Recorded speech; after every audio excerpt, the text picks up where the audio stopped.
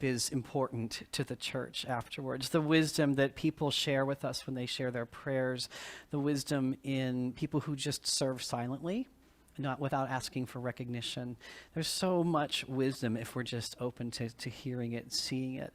And I'm so very grateful for that. So we're all a part of that. We are this wonderful family, Unity in the Olympics. So moving on to the daily word. The daily word is balance. And this is literally Sunday's daily word. I honor life's shifting rhythms.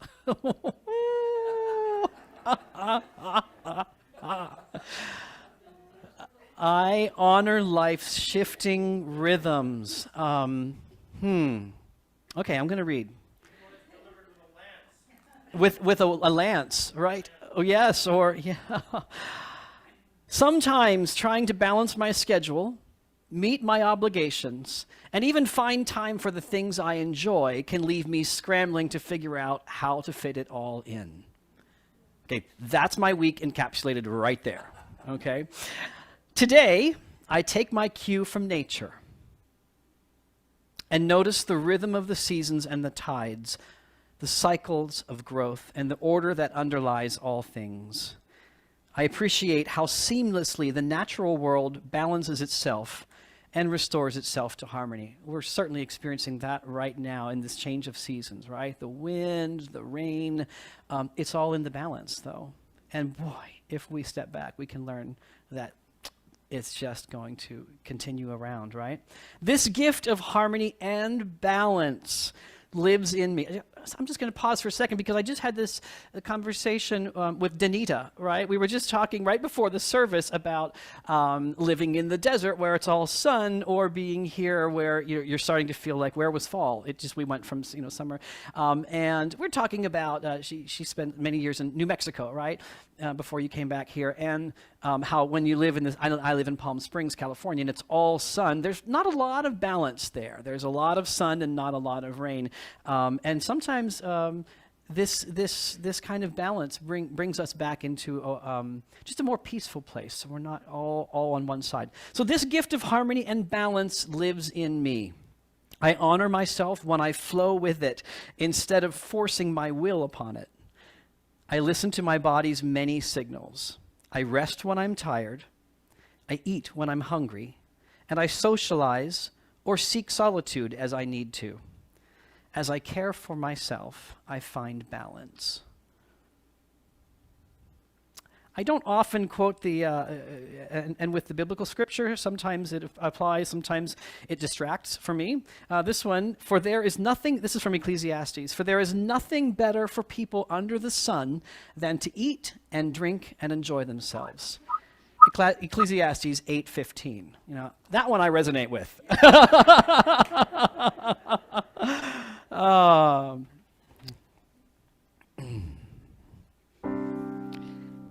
So did you happen to get the newsletter this week? The God of Your Own Understanding. One of the things that I've been reading a lot of Eric Butterworth lately. Eric Butterworth was a Unity minister. Eric Butterworth, his mother was a Unity minister, and Eric Butterworth was ordained in 1948. So that goes back a little while, right? He served several churches, including in Pittsburgh. In fact, Judy, didn't your husband, Tom, study with him or serve under him at some point in Pittsburgh? And Eric Butterworth then served many, many years in New York City at a big Unity church in New York City. And he's written several books. So while not the founder of Unity, he's a significant voice. A significant voice in the formation of Unity and the ongoing. And so I'm reading a book, and I've actually ordered, the book is called A Quest for Truth, and it's 7 chapters. It's easy enough, and we have maybe 6 of them here in our library, and I've gone ahead and ordered 11 more. And it's something that I'm going to spend a lot of time with this month. I'm going to spend a lot of time, because one of the things that Eric Butterworth wrote about is our own personal journey toward the connectedness to God. And Eric Butterworth, and the book I'm reading was written in 1965, and it's been updated or republished throughout the 80s. And the new ones I have are, nice and small, little paperbacks. And one of the things that struck me was he was writing about the church, the unity not be. By the way, I have the book right here. This is the hardback version that we have about 6 of, and then we've got some paperback versions too. But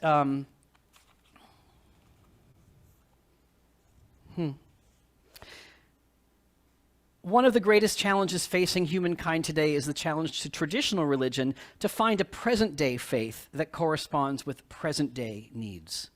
That's written back in 1965, and we could imagine that present day in 65 isn't present day here, right? He also writes, unity is an ecumenical movement. It is not a program for uniting religious organizations into one ecclesiastical body, but a teaching movement. It's a teaching movement, seeking to lead all people, regardless of organizational barriers or theological differences, to a new sense of spiritual unity with God and with one another. Now, I could sit here and quote from this book for the next hour, and I would actually love to do that, but we're just going to take little pieces of it over the next month, and perhaps we're going to use this as a study guide. Even if you have read it before, it's so good to come back to it again. So anyway, that's I've been reading a lot of Eric Butterworth, and that's been helping to inform me on moments of my spiritual journey. And you know that one of the things that I like to share with you, I've told you many times, I am not a unity minister, right? Let's be all clear with that. I'm clear with that. I am not a unity minister, all right? I am ministering to you, and I'm sharing with you my journey. And the way that speaks to me the most is to be very, very self-examining, be very, very self-aware, and share my experiences throughout the week with you, share my journey with you. And so this song is a song I wrote this week. And it comes from, as you saw, if you saw the newsletter article, the God of your own understanding. Reading the Butterworth book tells me it's okay for me to come here to this church, to Unity. And I'm going to tell you, it wasn't okay for me to have the God of my understanding in the church that I grew up in. And a lot of people that I know, it's not okay for them, according to their church or their society, to have a God of their own understanding. I'm here to tell you, you can have the God of your understanding right here, all right?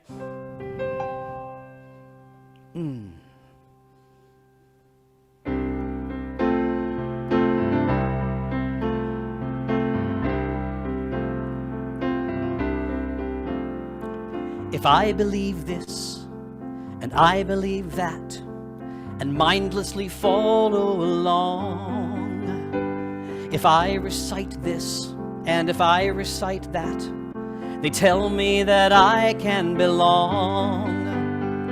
But each path is different, each journey unique, and there's not just one way to the answers I seek.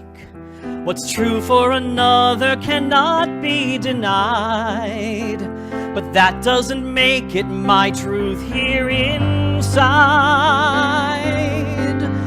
There's a freedom inside as my heart opens wide and my consciousness keeps on expanding. When I question my thoughts and the things I've been taught, I find the God of my own understanding.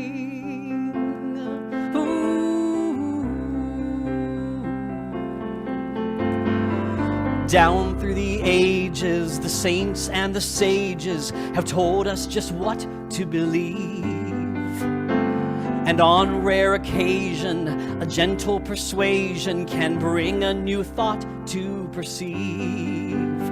But deep in my heart is my own unique truth. There's nothing to promise and nothing to prove. Like streams to the ocean, there's not just one way. And I can decide how I see God today.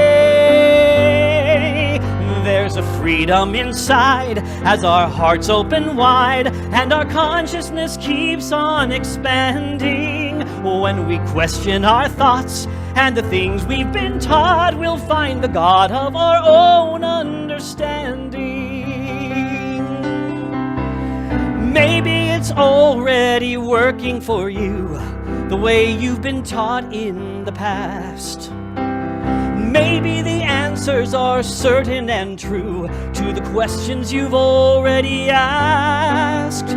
But if there's a longing to know something more, to find an awareness you like never before, just open your heart and walk through that door to make a fresh new start with the God that's in your heart.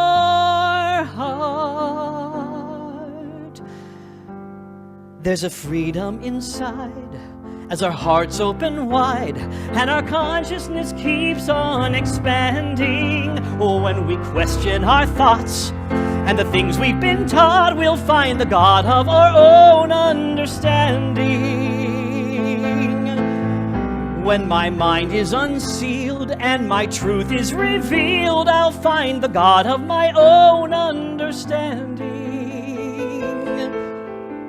And if you haven't by now, you are hereby allowed to find the God of your own understanding.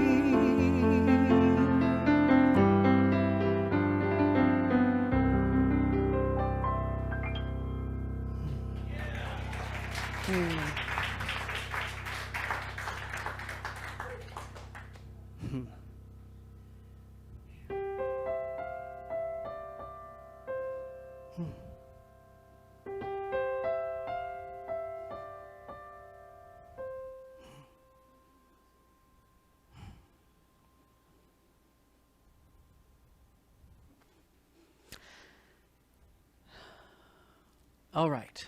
Thank you for going on that journey with me. So I'm going to shift gears and sort of. Sort of. So today, well, this week, I got stuck in the yuck. Stuck in the yuck. Okay, like the yuckiness. Okay. As you know, I talk about that a good bit. I don't know if I'm more stuck in the yuck than other people, but there's always something, it seems like, that gets me stuck in the yuck. I've heard stories this morning about someone getting stuck in the yuck about an HOA or, you know, something else, right? They're just, we get stuck in the yuck. And my yuck lasted a good 2 days. Now, usually my yuck lasts for 15 minutes, 20 minutes, and I've got these tools that I can use, positivity and a lot of spiritual tools, books that I turn to. My tools weren't working.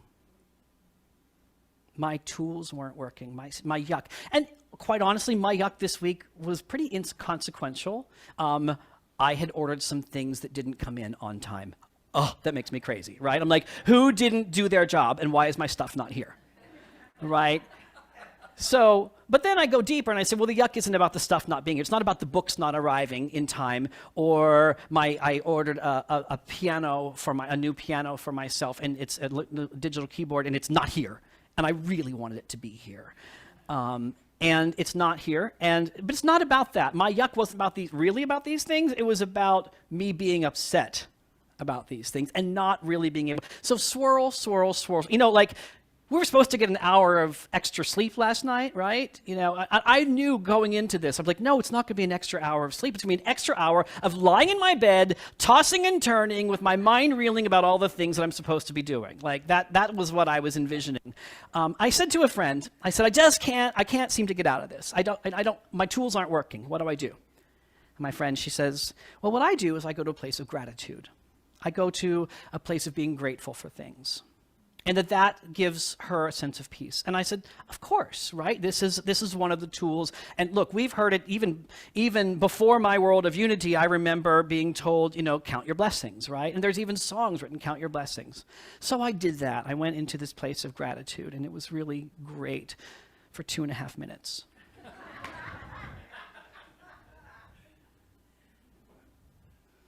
It didn't work for very long, right? It worked, but I got back in the yuck. I really was stuck in the yuck. And I realized that tool for me at that moment was a Band-Aid.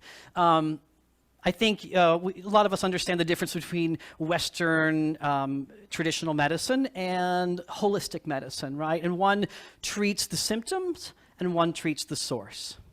For me in that moment, listing my blessings, listing the thing I was grateful for was treating my symptoms. And then when I was done, the source was still there. The source of my yuck was still there. So it wasn't, so I needed to go deeper. It wasn't good enough. And part of my journey is not accepting something because it said so. Not accepting something just because I read it somewhere or that it's been said over and that's just not, for me, it's not good enough. Because, why? Because if I'm still getting to a point where I'm stuck in my yuck, then it's not working. So I go deeper. So there's a Daniel Nahmod song that says, "Get ready, my soul, I'm diving in." So that's what I said. This isn't working for me. Not as much as I want it to, not as often as I want it, not always when I want it. So get ready, I'm going in. I'm going to rock the boat a little bit. I'm going to share with you my rocking of the boat. If it rocks your boat, I kind of hope it does. And if you are fine, like the song says, if you are absolutely fine with where you are, that is so amazing, and I'm so happy for you. I'm not in that place. And so I share with you my journey. The first thing I go to is the unity principle. I ask the question, first of all, I ask the question, if God is so good, why do I feel so bad? If God is so good, why do I feel so bad? I thought, you know what, this is going to be my book title. Then I looked it up and saw that there was a book called If God is So Good, Why Do I Feel So Bad? So written back, a couple decades ago. But if God is so good, why do I feel so bad? There's a different word in there. And the unity principle says God is everywhere and everything, and God is good. If God, this is the question, this is where I dive in. I'm going to ask the questions. If God is everything and everywhere, right? If God is omnipotent and omnipresent. Omnipotent means omnipotent. Omni means all. Potent means powerful, right? We change the pronunciation, we say omnipotent, right? When we say omniscient, we mean omni, all, scient, knowledge. God knows all. Omnipresent, all, omni, right? Present everywhere. So these are the words and why we say them and what we mean by them. And if this is true, and then we also go on to say that God is all good, omnipotent. And if God is all good, but God is everywhere and God is everything, isn't God goodness and badness? This is the question that came to me.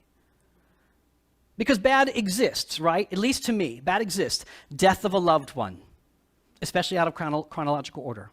It's bad, doesn't feel good. Losing one's job, one's home, one's spouse, bad. Doesn't like it.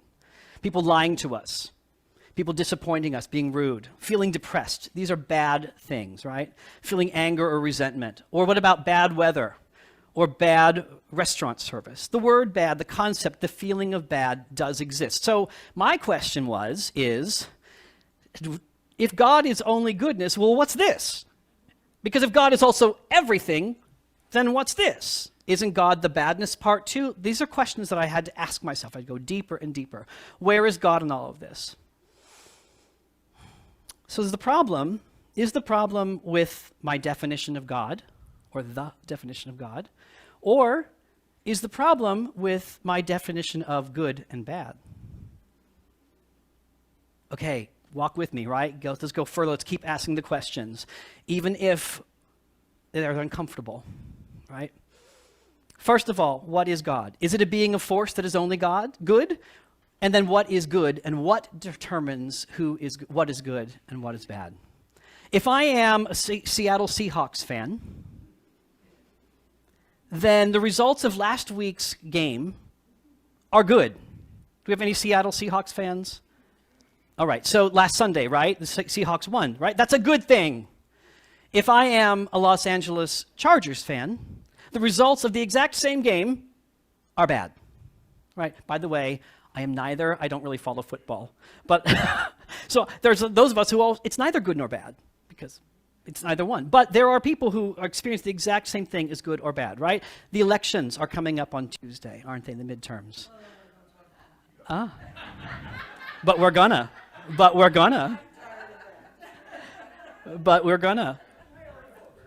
The elections are coming up on Tuesday, right? And fully half of this country, like we are sitting at 50%, it goes, some elections it's 48% to 52, and then the next time it's 52 to 48. But we pretty much sit in a place in our country where half of our country has this viewpoint and half has another. And then of course we know that there are middle people too, right? But when the elections come out, half of our country is going to be disappointed. It's going to be a bad day.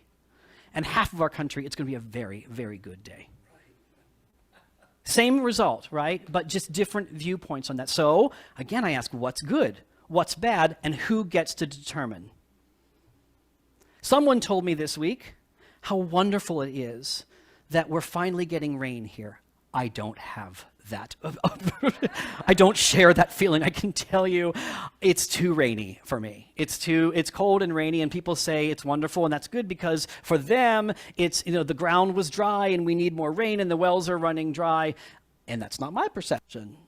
I'm like, I'm cold, I'm wet, my van windows are leaking. So all of these things, they're good or they're bad based on our perceptions. God is not this being or this force that works sometimes and sometimes not. God is always at work, always at play. It's like the gasoline in your car doesn't really care whether you move forward or you move backward or you sit there and idle. The gasoline is the power, right? God is like gasoline that way. God doesn't care whether we're moving forward or backward. God doesn't have a preference of what is good or bad. God comes before good and bad. Think about that. Before, if good and bad are out here, this power exists before all of that. It's like a canvas of a painting. The canvas exists before the paint goes onto it. Whatever color shows up, you might like the color. Whatever style, you might like pointillism or you might like abstract art. But the canvas is there to hold any kind of art that shows up on it. And it's there to be blank as well. It's like my piano.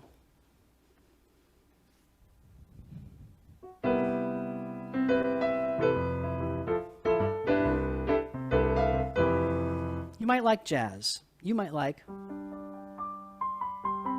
new age music. The piano doesn't care. The piano doesn't care what I like or what you like. It's just going to play whatever I put on it, what I play on it, right? In fact, I would venture to say that some people don't even like piano. Some people are like, no, I don't like piano music. I like electric guitar.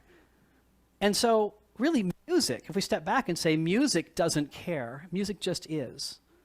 God doesn't care. God just is. God is before preference. Preferences are human. What makes God good then? If we are saying God the good, what makes God good? Is it just the good things in our life? Is this what we think God is only the good things in our life? We all know the difference between good and bad. Animals know the difference between good and bad, right? Your dog knows when something's wrong, right? It knows when you're not doing well. Your cat probably knows. The deer know when the car comes toward them, I better get off the road. That's a weird thing for me, by the way, here, that there are deer on my sidewalk and in my front yard, and everywhere I go, I'm like, but they know. They get out of the way, like, oh, bad thing, car's coming, get out of the way, right? Skunks, right? They know when something's bad because they're going to let you know. A snake, right? A rattlesnake. What's it do when something bad is happening? Right? It knows something's up. Anything that has fight or flight in it knows the difference between good or bad.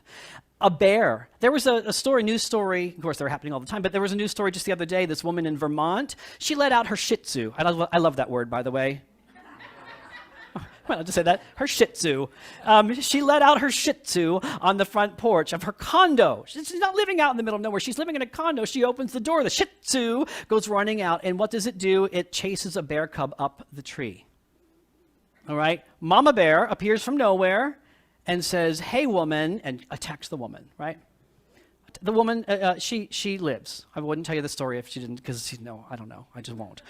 The woman lives, okay, because her partner, her husband, her partner went out and screamed at the bear and beat the bear on the head, and the bear went away, and then so they went back inside, and then they opened the door to call the Shih Tzu back in, and as soon as they open the door, the bear comes charging back at them again, and they get the door closed. But the bear knows good from bad, right? The bear is like, "Hey, don't mess with my cubs. I'm going to attack you." So we all know, animals know, that there is good from bad.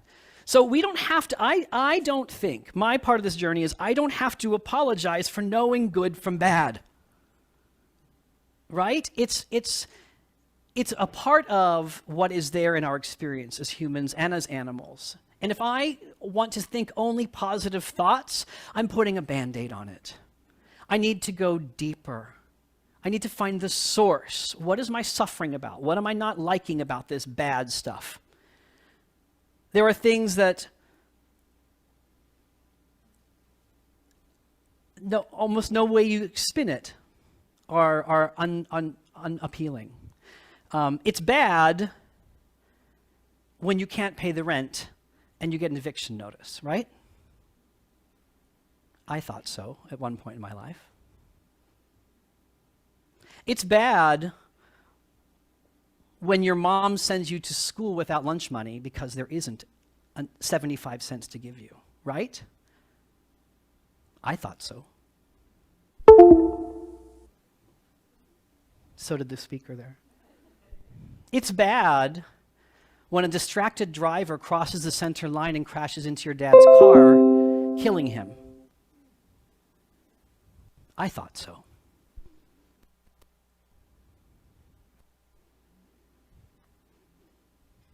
We can't just wash over these things as if they didn't happen.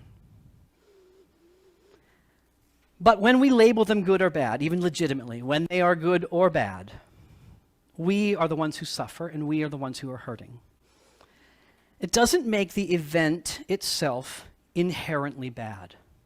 It means it was bad for me, the person who experienced it. This was the key for me. The event itself is not inherently bad. It's an event that happened in the world. It was bad for me. Crappy. I want to use a different word. I want to use the Shih Tzu word. But only in my experience. I don't buy into God only creating good things. And I don't buy into God creating bad things. God just simply creates. We are the ones that label good or bad. And that's our suffering. In Adam and Eve, the story of Adam and Eve, we know this, right? We know the story of Adam and Eve. Anyone not know it, I'll refresh you. So there was this couple at the beginning of time, right? Adam and Eve, or some of us say Adam and Steve, but it depends on how you look at things. It's as likely that Adam and Eve, parented the entire world as it is as Adam and Steve did. They're both far-fetched things, right? Adam and Eve. Okay, Adam and Eve, they're at the beginning of time in our biblical stories. And at the very beginning, they were in the Garden of Eden. The Garden of Eden is paradise, right? Everything is beautiful and lush and perfect. And I'm going to tell you that I take this story as a fable, as a myth, a teaching moment, right? I don't take this story literally, so I just want to be clear that I'm not taking this story literally, and I'm not presenting to you literally. I'm telling you as a teaching story. And so they're in this paradise, right? And then there's one rule. You have one thing to do. One rule is don't pick the apple off of what? The tree of knowledge of good and evil. The tree of knowledge of good and bad. Knowing, if you take something from the knowledge of good and bad, what happened to them? Once they knew the difference between good and bad, they were cast forever from paradise. They would no longer ever experience true peace.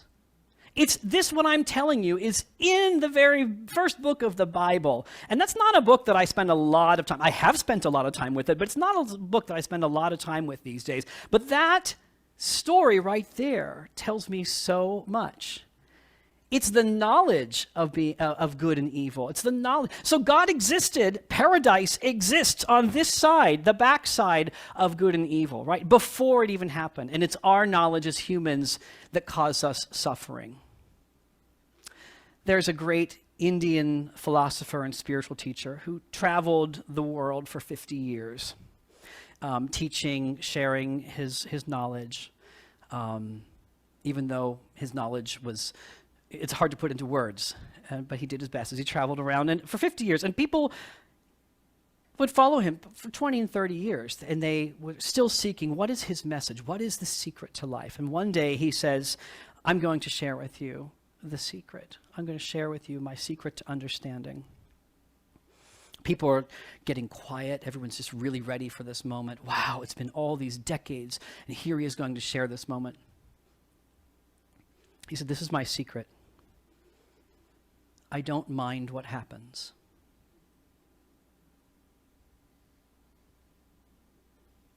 I don't mind what happens. Whew. Okay, so my truth is, I mind a lot of things. Like, I mind that my piano isn't here right now. I mind that the books didn't show up. I mind that someone took my parking place. I mind that it's raining and that my fingers are cold right now. I mind that my mouth is dry and I want water. I mind so much. It's monkey mind. I mind all those other things that I told you until I didn't mind them anymore. That is truly for me a key. I don't mind what happens. And I take that back to God doesn't mind what happens. God is before. We mind, we care, we mind what happens because we have a preference, because we have expectation. Someone tells me, I'm giving you chocolate cake, and then, no, let me make this even more clear. I went to the grocery store and I said, I'm going to get, look, a pumpkin roll. I love pumpkin pie and pumpkin, But no, it wasn't a pumpkin roll. It was basically a ginger spice roll, colored orange and called pumpkin roll, right? We have, you're so sweet, thank you. Thank you. I've got one right here. Oh, wow, thank you. That means I will take a minute to swig it. Thank you. Because I had an expectation. You told me that this was a pumpkin roll, and what you gave me was a ginger spice roll. I mind, right? Expectations, they set me off a little bit, and I joke about them. Although some of my friends know that, I can be. Well, I will let them. Look, true peace is the absence of good and bad. I don't mind what happens. If I could get to that place, that's where true peace is. I don't mind what happens. True peace, this was my big thing this week, is true peace is the absence of good or bad. True peace isn't only good. True peace isn't a beautiful meadow with the trees blowing lovely and the sun is there. That is not true peace. Because then there's also the possibility that bad might exist, right? All of a sudden, a cloud might come and it might start raining on me, or a bear might jump out at me because it thinks I'm chasing its cub with my Shih Tzu. True peace is the absence of good and bad. And to me, God, that beginning thing, that force that's before humans, is the absence of good and bad. That's the paradise that is in Genesis before we knew what good or bad was. I invite you to explore that this week. I feel like if I ever get to that point, Like, I don't know what would happen. I don't think I ever will get to the point where nothing matters to me. Or I don't mind what happens. There's a difference, by the way, right? I'm not saying that nothing matters to me, because things matter, and that's important. But I don't mind what happens to me. That's my goal. I want to get to that place. Maybe it will take 50 years of teaching around the world to get to that place. I don't know. That is the God of my understanding. That God that's before good and bad, so that I can not mind what happens. That's how I want to connect with God. It's the one that I choose to align with, and how I want to get unstuck from my yuck. So I go back to what I told you.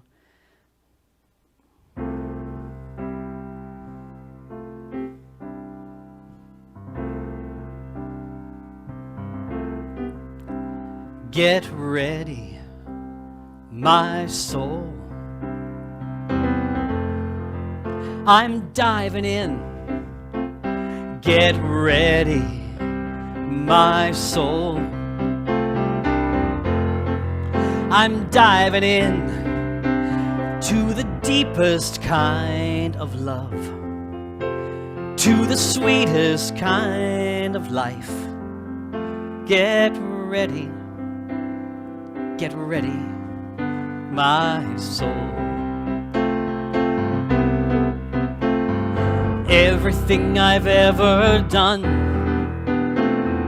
everything I've ever seen,